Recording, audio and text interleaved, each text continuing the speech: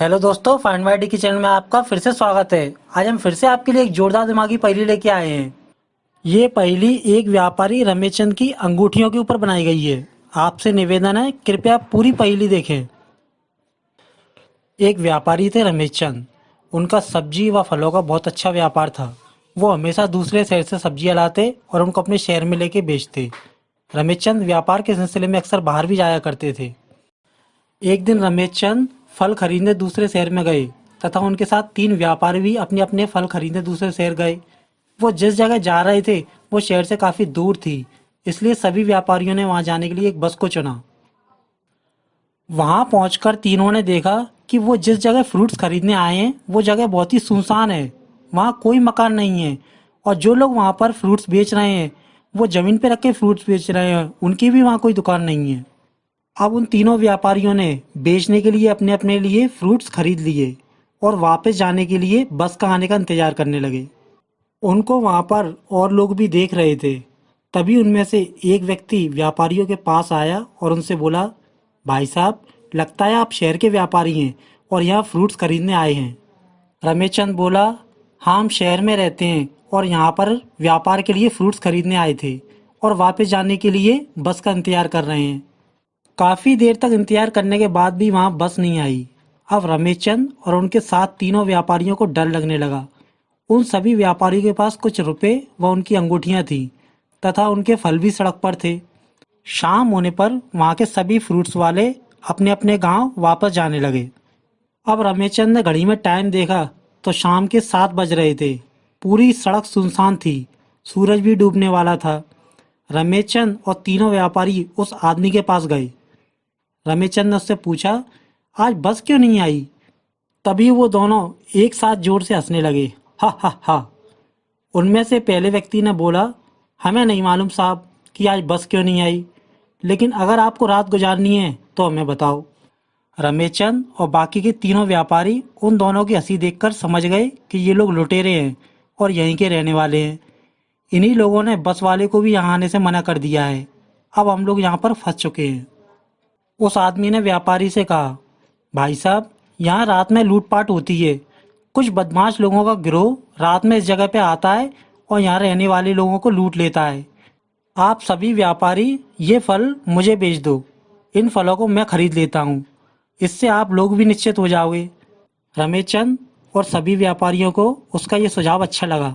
रमेश चंद ने कहा, ठीक है, हम अपने अपने फल तुमको बेच देते हैं, लेकिन इन सभी फलों का वेट कैसे करेंगे? वो आदमी बोला, रुक जाओ, मैं अपने घर से तराजू वेट करने की मशीन लेके आता हूँ। इतना बोल के वो आदमी अपने घर के लिए चला गया।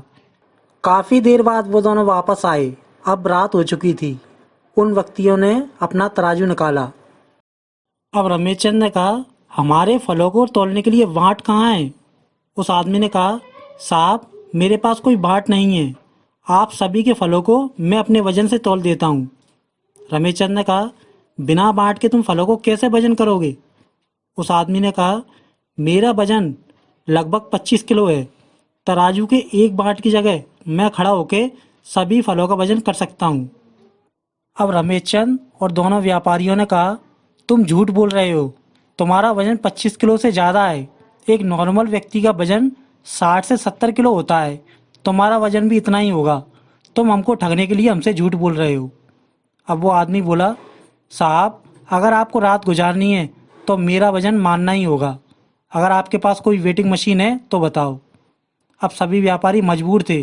उन्होंने सलाह करके उसकी बात मान गए और उसको उसके वजन से फल दे दिए।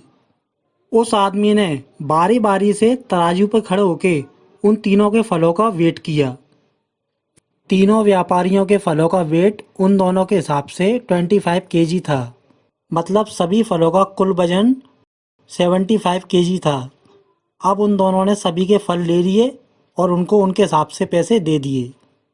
अब रमेश चंद ने सभी फलों को उस आदमी को बेचने के बाद उस आदमी से पूछा, क्या हम लोगों को रात में रुकने की जगह मिल सकती है? उस आदमी ने तीनों से कहा, मेरे घर चलो। वो आदमी उन सभी को अपने घर ले गया। कुछ देर बाद सभी लोग उसके घर पहुंचे। सभी ने देखा कि उसका घर बहुत बड़ा है और उसके घर के बाहर एक कार खड़ी हुई है। घर के बाहर कुछ पेड़ भी हैं और आसपास कोई घर नहीं है। सभी जगह सुनसान है। रमेश चंद ने कहा, तुम्हारे पास ये गाड़ी है, तुम हमको अभी घर छोड़ने चलो, मैं तुम्हें मुंह मांगे पैसे दूंगा। उस आदमी ने कहा, मैं रात में गाड़ी नहीं चलाता, कल अगर बस नहीं आई तो मैं तुम सबको शहर ले जाऊंगा।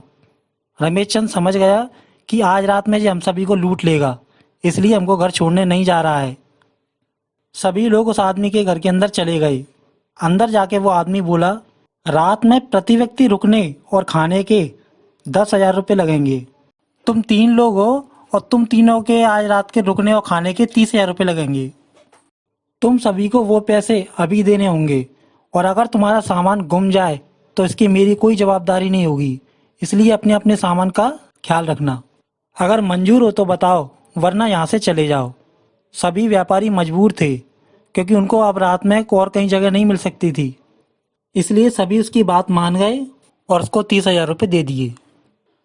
अब उस आदमी ने सभी के लिए खाने की व्यवस्था की।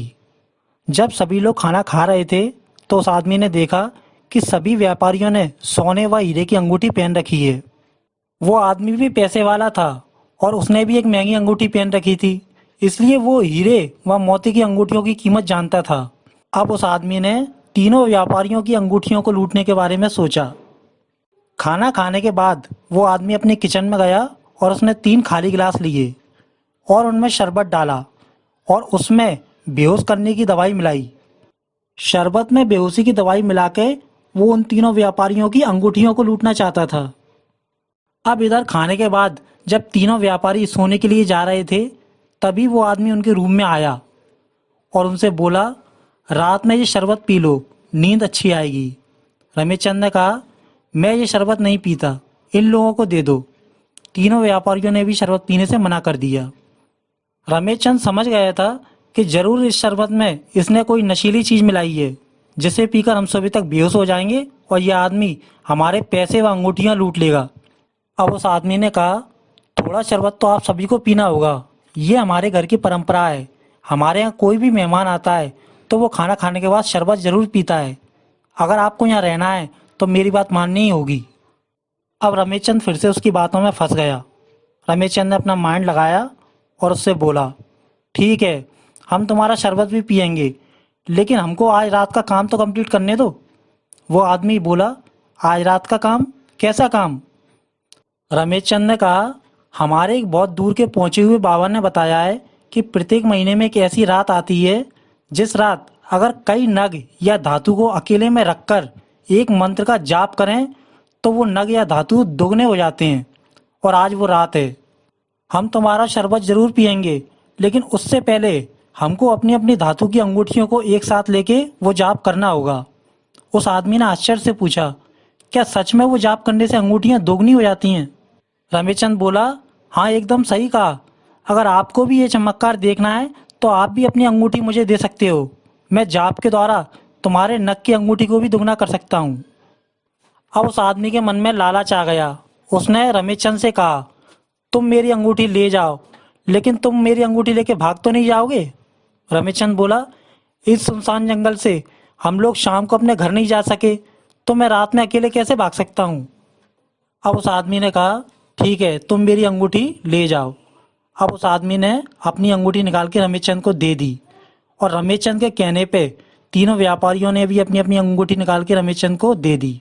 रमेश चंद ने सभी की अंगूठियों को इकट्ठा किया और एक पोटली बना ली।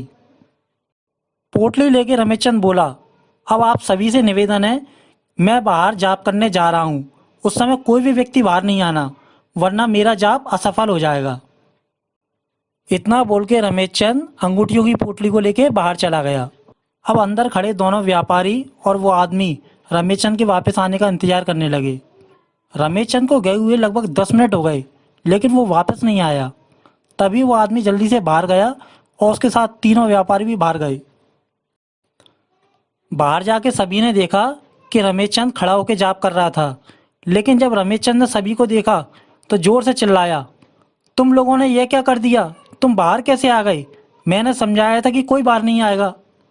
उस आदमी ने कहा, क्या हुआ भाई, चिल्ला क्यों रहे हो? और अंगूठियों की पोटली कहाँ है? रमेश चंद बोला, तुम सभी ने बाहर आकर मेरा जाप असफल कर दिया है। अब अंगूठियों की पोटली गायब हो चुकी है। ये जाप का नियम होता है, अगर कोई भी जाप के बीच में आ जाता है तो पोटली गायब हो जाती है। रमेश चंद की बात सुन के उस आदमी को गुस्सा आ गया। उसने तुरंत बंदूक निकाल ली और रमेश चंद के सामने लगा दी। उसने कहा, मैं सभी लोगों को बेवकूफ़ बना के लूटता हूँ और तू मुझे बेवकूफ़ बना रहा है। बता, कहाँ है मेरी अंगूठी? रमेश चंद बोला, तुम मेरा विश्वास मानो, तुमने जाप के बीच में आके गलती की और अंगूठियों की पोटली गायब हो गई। तुम चाहो तो अपनी अंगूठी के पैसे मुझसे ले सकते हो, लेकिन इसके लिए तुमको हमको घर ले जाना होगा। मैं घर जाके तुम्हारी अंगूठी के पैसे दे दूंगा। वो आदमी बोला, तू बहुत चालाक है। मुझे मालूम है कि तूने अंगूठी की पोटली कहीं छुपा दी है, जिससे कि मैं तुम सभी को अभी इस समय घर ले जाऊं। इतने में उस आदमी का दूसरा साथी भी वहां आ गया। उसने सभी की बातें सुनी और उसने बोला, बॉस, मुझे लगता है इस आदमी ने तुम्हारे घर के आंगन में ही कहीं पोटली छुपा दी है। अपने घर का आंगन खोद कर देखो। अब उस आदमी ने और उसके दोस्त ने पूरे घर का मिट्टी का आंगन खोद दिया, लेकिन उनको अंगूठी की पोटली कहीं दिखाई नहीं दी। उन दोनों को समझ नहीं आ रहा था कि आखिर अंगूठियां कहाँ गईं। उन दोनों ने उन तीनों की तलाशी ली, लेकिन उन तीनों पे भी कोई अंगूठियां नहीं निकली। दूसरा आदमी बोला, बॉस, अंगूठियों की पोटली कहीं नहीं मिली। अब मुझे दो कंडीशन लग रही है। नंबर 1, ये आदमी सच बोल रहा है। आपने बीच में जाकर इसके जाप को भंग कर दिया और अंगूठी की पोटली सच में गायब हो गई। सेकंड कंडीशन, ये आदमी झूठ बोल रहा है। लूट से बचने के चक्कर में इसने अपनी कीमती अंगूठी की पोटली किसी ऐसी जगह छुपाई है जिसे केवल यही व्यक्ति जानता है, और बाद में ये कभी वापस आके उस पोटली को चुपचाप से ले जाएगा। लेकिन बॉस, इन दोनों कंडीशन में आपका ही फायदा है। वो आदमी बोला, कैसे? मेरा कैसे फायदा है? उसका दोस्त बोला, आपका कुछ नहीं गया। आपने इनसे अपने वजन के हिसाब से फल खरीदे और अब आप इनकी अंगूठी को लूटने वाले थे, लेकिन अंगूठियां गुम हो गईं। लेकिन ये व्यक्ति आपको अंगूठी के पैसे भी देने को तैयार है। आप इन सभी को इनके घर छोड़ के आओ और रमेश चंद से अपनी अंगूठी के पैसे ले आना, और फिर हम यहाँ आके आपके घर की अच्छी तरह से तलाशी लेते हैं, क्योंकि पोटली भी यहीं कहीं आसपास होगी। इस तरह आपको पैसे भी मिल जाएंगे और अंगूठियाँ भी। और अगर आपको अंगूठी नहीं भी मिली फिर भी आपको कोई घाटा नहीं होगा, इसलिए इन सभी को घर छोड़ने में ही भलाई है। पहला आदमी बोला, तुम सही बोल रहे हो। मैं अभी इन सबको इनके घर ले जाता हूँ और इनसे पैसे लेके रात में ही आ जाऊँगा। अब उस आदमी ने दोस्त की बात मानकर सभी को कार में बिठाया और उन सभी को छोड़ने शहर चला गया। कुछ समय बाद सभी लोग शहर पहुंच गए और जैसे ही सेठ रमेश चंद का घर आया, सभी लोग रमेश चंद के घर के बाहर उसका इंतजार कर रहे थे। कार रुकने के बाद सभी व्यापारी कार से बाहर आ गए। तीनों व्यापारी कार से बाहर आके बहुत जोर से हंसने लगे। उस आदमी ने कहा, मुझे पता है कि अब तुम मुझे पैसे नहीं दोगे, मुझे जाने दो। मैं दुनिया को लूटता हूँ, लेकिन आज तुम सभी व्यापारियों ने मुझे लूट लिया। जाने से पहले बस इतना बता दो कि अंगूठियाँ कहाँ छुपाई हैं। दोस्तों, आपने पूरी पहेली देख ली। क्या अब आप बता सकते हैं कि रमेश चंद ने अंगूठियाँ कहाँ छुपाई होंगी? अगर आपको उसका आंसर पता है तो नीचे कमेंट कीजिए या कुछ देर का इंतजार कीजिए।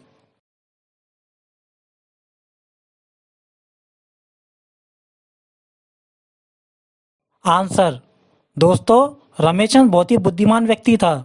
वो समझ गया था कि शरबत पीने के बाद हम सभी लोग बेहोश हो जाएंगे और ये लुटेरा हम सभी की मूल्यवान अंगूठियों को भी लूट लेगा और हम इसका कुछ नहीं बिगाड़ सकते। इसलिए रमेश चंद ने अंगूठियां डबल करने के बहाने सभी अंगूठियों की एक पोटली बनाई और उसको बाहर लाकर उसी आदमी की गाड़ी के नीचे छिपा दिया। रमेश चंद जानता था कि अगर इस लुटेरे को अंगूठी नहीं मिली तो ये पैसे मांगेगा और पैसे लेने के लिए हमें शहर तक इसी गाड़ी से लेके आएगा। अब रमेश चंद ने उसी आदमी के सामने उसकी गाड़ी के नीचे से अंगूठी की पोटली निकाली और अपनी अपनी अंगूठियां पहन ली और उसकी अंगूठी उसको दे दी, और साथ ही उस आदमी के सही वजन का पता लगा के अपने फलों का उचित मूल्य भी ले लिया। तो दोस्तों, कैसी लगी आपको ये जोरदार दिमागी पहेली? हम अक्सर अपने चैनल पे ऐसी ही जोरदार दिमागी पहेली लेके आते हैं। अगर आपको ऐसी पहेलियाँ देखना पसंद है तो अभी इस पहेली को लाइक कीजिए और आगे की पहेली देखने के लिए हमारे चैनल को सब्सक्राइब कीजिए। धन्यवाद।